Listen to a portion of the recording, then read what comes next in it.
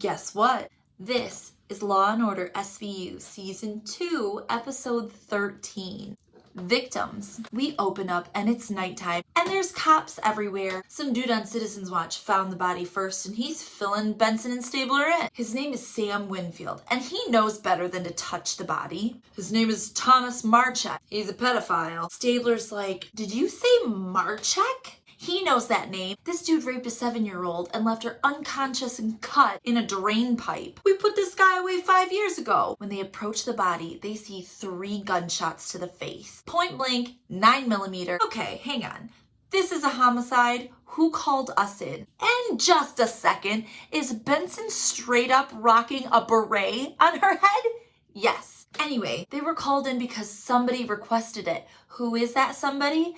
Captain Cragen. Stabler is pissed. He storms into Cragen's office. I put this dude away 5 years ago and now you're expecting me to work his homicide? You trying to polish your political apple? Cragen turns around slowly. You need to watch yourself and go talk to the parents. Oh, I will. And I'll tell them this creep is dead, but I'm not telling them they're a suspect. Well, Stabler, you kind of have to because she straight up threatened him at the last parole meeting. She should have threatened him more. Well, I'm finished explaining myself to you. You caught it, you make it. Stabler and Benson are headed to the parents' house and they're talking to Mom, Lindsay. She had begged the parole board to keep him in prison, but they wouldn't listen. She gets that she's a suspect, so when they ask her where she was last night, she's got her alibi ready. Stabler has a moment with Corinne, the little girl that he saved. She's sitting at a computer with her back to him, doing her schoolwork because Mom's too afraid to let her go to real school. I don't like the way the kids look at me. I'm ugly. She was like, oh,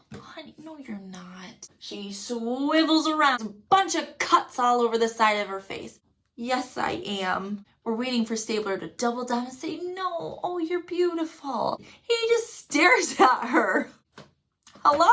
We're at Smitty's Inner City Meats. That's where Marchek worked. His coworker tells Munch and Finn that, yeah, he was a good employee, but he had a bad breakup and he thinks his ex was stalking him. You ever see that ex? She was blonde, 5 foot something, drives a blue Honda, but might be a little old for him. But he was describing Lindsay, Corinne's mom. Gloria is his new girlfriend, though. Well, who's Gloria? Let's go talk to Gloria. Gloria's friend Luis is there comforting her. We were only dating for 4 months. We were already talking about marriage. Oh, well, where were you last night? She was at work. She dances at a club. She got off at about 3 a.m. Now, she doesn't know anything about this stalking ex, but she does know that some jerk from Citizens Watch is always harassing them. Calling him names, calling her worse names for being with him. Finn's like, you do know what he did, right? He changed. Okay.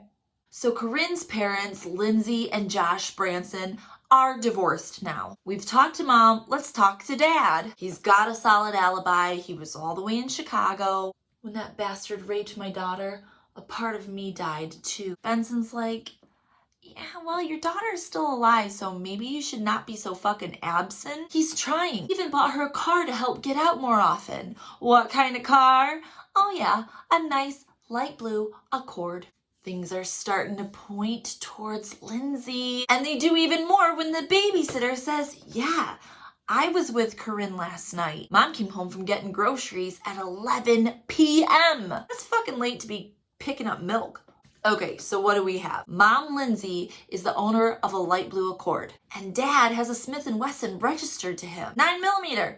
Cragen wants to bring her in, but Stabler is uncomfortable. This is bullshit. Cragen says, if she clears the lineup, she can go home. We gotta see if that coworker can identify her as the stalker. Stabler cops a little attitude with Cabot, and that's all it takes for Cragen's mama bear to come out. Get an attitude adjustment, detective, or I'll write you up for an insubordination. And the whole time Benson's just sitting there, super uncomfortable. We jump to the lineup, and sure enough, that coworker identifies number 3, Lindsay, Mom, immediately. Benson sits down to interrogate Lindsay. Hey, you doing okay? I really think you should get a lawyer. I'm glad he's dead. I thought it would make a difference and that I'd feel better, but it doesn't. You should really get a lawyer. But she's ready to spill. Yeah, she's been stalking him since he got out on parole. And that night, the night of his death, She followed him with a gun. His back was the perfect target, but I couldn't do it. But then somebody else did it for her. Tap, tap. Cragen calls Benson out. Captain, I haven't gotten a confession. Don't need one. There's another murder. It's recent parolee Craig Moss. 3 shots to the head, same MO. Looks like we're on the path of a serial killer. We find out from Craig Moss's mom, he's been getting harassed for weeks by the Citizens Watch group. He even got his ass kicked by the corner store guy. He got raped in prison, contracted HIV. He did his time. He was a victim too. Name of the episode, Everybody Drink. They talk to the guy who beat Craig up. He points him back to the Citizens Watch. They've been handing out all these flyers with 4 pedophile parolees on them. 2 of them now are dead. Let's go head down to the Citizens Watch headquarters. And when they do, there's Sam Winfield in all his feather-haired glory. We're back at the precinct. Okay, the last 2 guys that are on this flyer are Trent Wills and James Campbell. They need around-the-clock protection starting tonight at midnight. Let's go tell them and see if they know anybody that's getting too close. Munch and Finn take Wills. Benson and Stabler take Campbell. Jump to Trent Wills' apartment. He is a real bag of dicks. Yeah, Sam Winfield's cronies have been harassing me. He takes 1 sip of his very full beer, sets it down. Are there gonna be any babes on this detail? Opens the fridge, cracks a new beer. It's getting lonely. Benson and Stabler are talking to Campbell. Just like Wills, he says, yeah, that neighborhood watch is making my life a living hell. Turns out this guy, Campbell, went to prison for statutory. He didn't think a 15-year-old would be in a club. Did my time. What else do you want me to do? Anybody specifically been harassing you? Yep. Sam Winfield. Winfield. This dude's name keeps popping up. Let's pull his file. He used to be a cop that had a bad shot, and so they forced him into early retirement. It turns out that bad shoot, that was a rapist. Also has a huge arsenal of weapons, including a 9mm.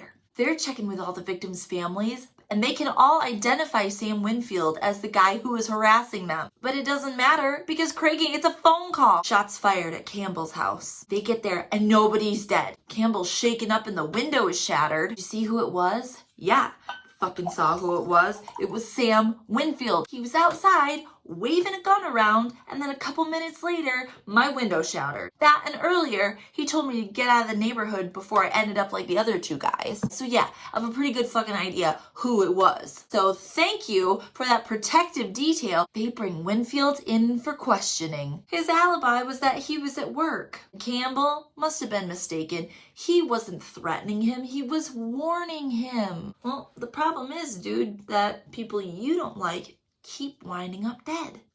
They're just pedophiles and rapists. Don't waste your pity. Uh-oh, this dude's alibi does not check out. Cabot's already got those search warrants at the ready. Cragen did a little digging on that bad shoot. The gun on the perp was probably a drop. No serial number, no prints. And Winfield, yeah, he had 8 commendations before this happened. We're at the car garage, his work, digging around with those warrants. Winfield comes in and he is not expecting this. What the hell is going on? He gets nose to nose with Stabler. Just another day on that thin blue line, huh, detective? You better watch out or you'll be just like me. And there's the thesis of the episode. And suddenly, Stabler apparently Hulk grabs something hard enough to slice his hand all to pieces. There's blood everywhere. But instead of the first aid kit, you know what they fucking find? A gun in an oil drum. Yep. It's a 9mm. Winfield, you're under arrest for the murders of Thomas Murchek, Craig Moss, and the attempted murder of James Campbell. We're back at the precinct and Ellie's hand's all bandaged up. Ballistics came back on the gun. It matches the shooting of Campbell's apartment, but not the murders. Well, fuck, without the gun, we don't have a case. The most we can charge Winfield with is attempted murder. Cragen steps in. Unless you play hardball. What are you suggesting, Captain? You threatened to open up that bad shoot file? Stabler can't even help himself. He jumps in to defend this ex-cop. Oh my gosh, Stabler, please stop pissing Cragen off. Cragen's like crushing a pop can. Stabler says, I think I understand this motherfucker. Let me have a shot at him.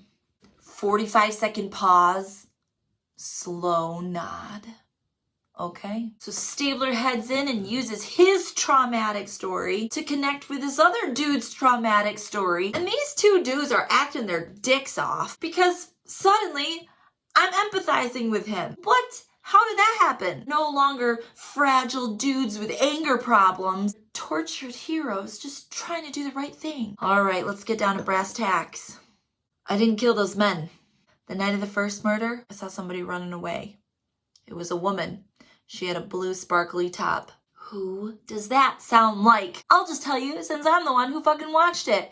Gloria, the girlfriend, or the ex-girlfriend, as we find out from her coworker. She was heartbroken, but she could never kill anybody. We also find that alibi she gave, yeah, it was bullshit. So Benson and Stabler are marching to Gloria's apartment, and the music's so fucking loud they can't even talk to each other outside. The neighbor said the music's been going like that for an hour. I hope they don't have the deadbolt on this time. Aw, shit. Gloria's in the bathtub. She slit her wrists. Stabler's scooping her out of the water because she's still got a pulse. We jump to the hospital. Gloria just woke up, but the doctor's got some news. Gloria is HIV positive, which hits Stabes like a bag of AIDS because he's got that cut on his hand. Okay, Doc, thanks for telling us. We should go talk to her now. He looks like he's seen a ghost. Gloria's laying in her hospital bed. She looks like shit. You should have just let me die. Gloria, why did you kill Marchek? He gave me HIV. And Moss? Who? Craig Moss? Yeah, I killed him too. Why did you use a knife? Because I wanted to. You're not my dad. Why does it matter? He's dead and I did it. Okay, no you didn't, bitch, because he got shot just like the other dude. She's protecting someone, but who? There's no link between Gloria and Moss. Reagan's like, wait a minute. Gloria said Marchek gave her HIV. Moss had HIV. Maybe that's the link. They look at the papers and sure enough, both dudes got their meds and counseling from the clinic. Who works at the clinic? Gloria's friend, Louise. We run her background check and bring her in. Hey, Louise. Hoping that you can help us tie up a couple of loose ends here. You were counseling both Craig Moss and Marchek, weren't you? Yes, that's right. As an HIV counselor, my work is never done. Very noble. Okay, well, turns out Gloria just admitted to killing both of them. I see. She was trying to protect me. There it is! I killed him because he murdered Gloria with his lies. He never informed her that he had HIV, even though I fucking told him to over and over again. And Moss, I wasn't gonna let him kill another woman. It's bad enough being raped, but when the rapist has HIV, he leaves you with a deadly reminder for the rest of your life. And Louise would know because 7 years ago, she was raped. She doesn't have HIV anymore. She has AIDS. She's fucking dying. And in the last scene, Stabler's taken off early. Cragen stops him in the hallway. Hey, how did it go with the doc? Well, she said the bandage kept most of the blood out. Just in case, I've got these antiviral drugs. Check in a month and see if I have HIV. Well, let me know if you need anything. And then Stabler pulls one of these. And Captain? Thanks. Aw, they're friends again. And that was Law & Order SVU Season 2, Episode 13. Jum jum.